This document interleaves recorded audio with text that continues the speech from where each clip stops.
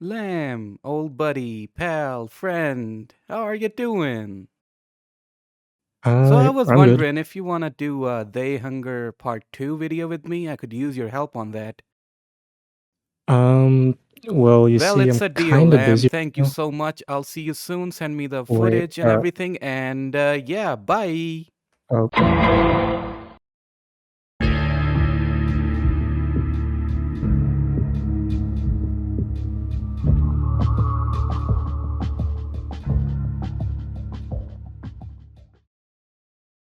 In this video, LamWarp and I will be looking at They Hunger 2, Rest in Pieces, sequel to the Half-Life horror mod They Hunger, which was released in 1999. The mod sets to expand upon what they did in the first installment, and we'll be looking at what Part 2 has to offer. First off, let's take a look at the gameplay. The gameplay is pretty good, and still is, even though it's from 1999. The game plays, get it? Just like normal Half-Life, nothing really different about it. The weapons especially feel nice. You have the reskinned Half-Life weapons like the shotgun, but also some new ones which add some dynamic. Besides the crowbar, umbrella, you also have the wrench, which can attack faster, which can be useful at times, and the shovel, which I don't actually know what's different about it, but it's there. And there's a sniper, which snipes, but I didn't actually use it that much, partly because ammo for it is a bit more scarce, but also because in normal Half-Life, I just tended to use the pistol for long-range stuff, but maybe that's just me. I like that you can add a silencer to the pistol, but I've never taken it off because I'm not sure why you would need to. It's better in almost every way with it on, but to each their own. Enemies are quite normal, and they're put in good locations. Except for the hound eyes that are now dogs. When you first see them, you get ambushed by like 30 of them. Then later when you go up some tunnel, you get ambushed by even more. Those are quite annoying. The reskinned alien grunts are also not that bad. I first thought they would be hard to kill, but not really. That's good because when you first see them, they start showing up fairly frequently after that. In the design and aesthetic part of things, it retains the classic gold source charm we saw in the previous part, but here there's more variety in all aspects. Apart from the starting police station area and the outdoor areas we see for a little while, most locations are new and each have unique textures applied to them. And I love how a bunch of squares with some window textures on them register as a town in our minds. This is the gold source charm I was talking about. Then there's some of these interiors with sparse lighting, which isn't significant in any way, but I absolutely love how these rooms look. The mod definitely pushes its horror elements with scenes like these where the lights are flickering in silence. The underground tunnels and sewers aren't that impressive, honestly, seeing how a couple of textures are repeatedly used throughout this section. I really liked this ominous scene where a bunch of zombies are gathered around the fire with the soldier impaled on it. Now if we talk about the design of the weapons, all of them are the same as the first part, apart from the new melee weapons, but this AP-9 submachine gun looks so good with its low resolution real life textures applied on it. And it's odd seeing HECU soldiers reskinned acting as the good guys, while Black Mesa security guards reskinned to look like zombie cops that can shoot you. After escaping from the underground sections, we come out to this big door area. I like the verticality here. Oh, and the asylum patients are reskinned models of Black Mesa scientists, which is just adorable. And the mustache on this normal cop man is just... Damn, son, where'd you find this? A lot of the sound effects are just from Half-Life, but the sounds that the enemies make are different.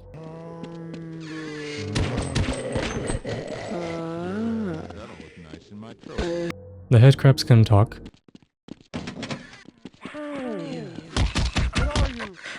And so can the zombies, which a lot of the time they just say hunger, or just growl in some weird way.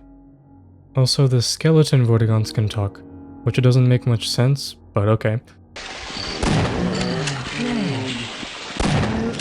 The dog hound eyes sound like dogs, as you can imagine.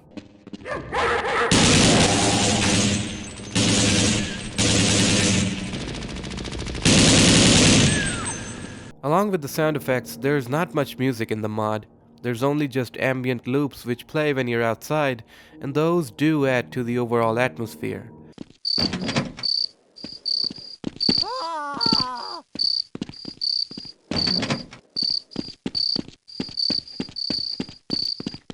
I really wish there was some dark or sinister music in the house or in the lab, which would have made those parts even better. But most of the mod is silent in the music aspect, and in a weird way, it does create its own mood with just your footsteps and the deafening silence. Continuing on the aesthetic side, I absolutely love this asylum/mansion area. The atmosphere, the lighting, the textures. It's all just so melancholic and somber. Maybe it's just me, but when I played this way back in the day as a little kid, this area genuinely spooked me because I always felt something's gonna burst out of somewhere and is gonna get me. But it never happens. And I must really commend the fact that this whole area does nothing special in terms of its design. Like, it's so basic, yet feels so remarkably eerie to go through. That is until the snarks ambush you in the bedroom, Jesus Christ. We also meet a reskinned Gordon Freeman here. After that, we find a laboratory in the underground caverns, and again, dirty and dark colored textures along with rare instances of light sources make this whole area feel sinister. There's blood and organs in the lab with the heads of the mod developers in the water tank. Huge wooden doors mixed in with ice-cold chambers does give this whole place a personality. The whole experiment room gives off a boss battle vibe, and one fluorescent light source sends off shivering cold light into this room.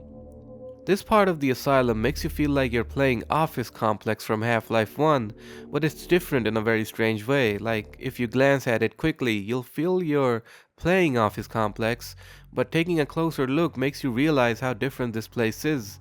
All of the office rooms are very well decorated with props made with brushes and texture work that fits right in. The design in the last half of the mod feels like an amalgamation of what we've seen so far. A lot of textures are reused, and it makes for a twisted vision for what should be in an asylum. There's quite a lot of places within this asylum, and I'm glad they didn't just copy-paste everything.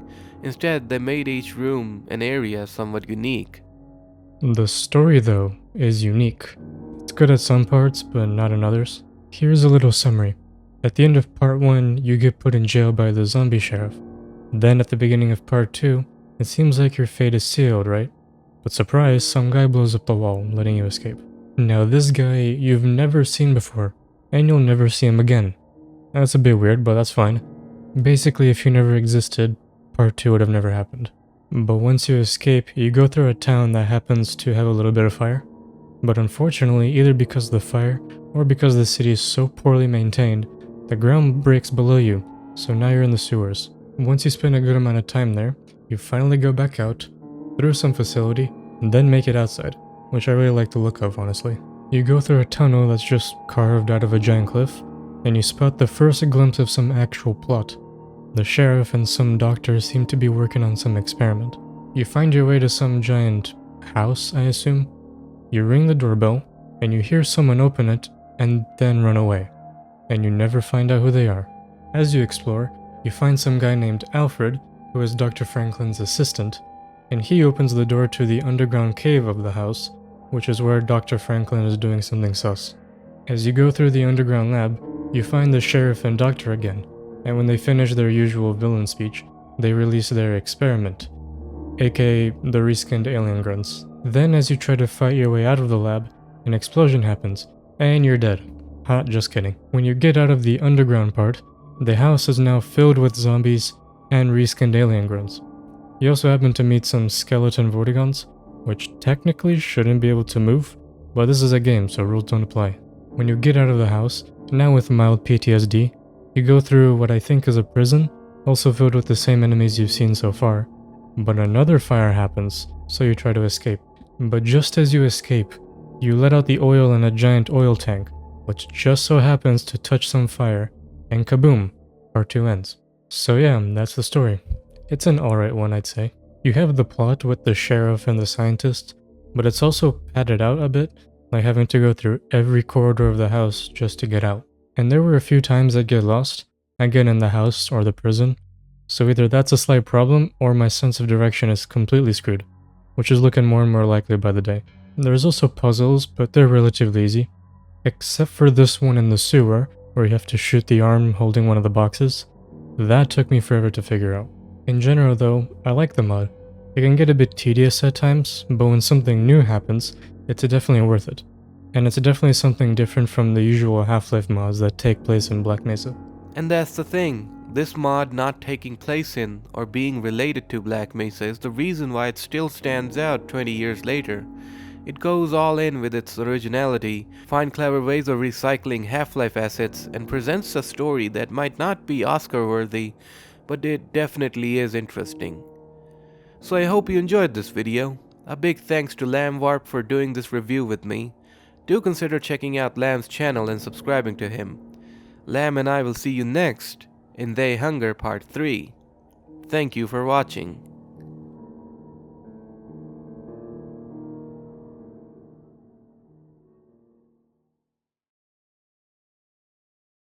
Hey Rad, I did what you asked me to do. Rad? Get in the cage, Lam.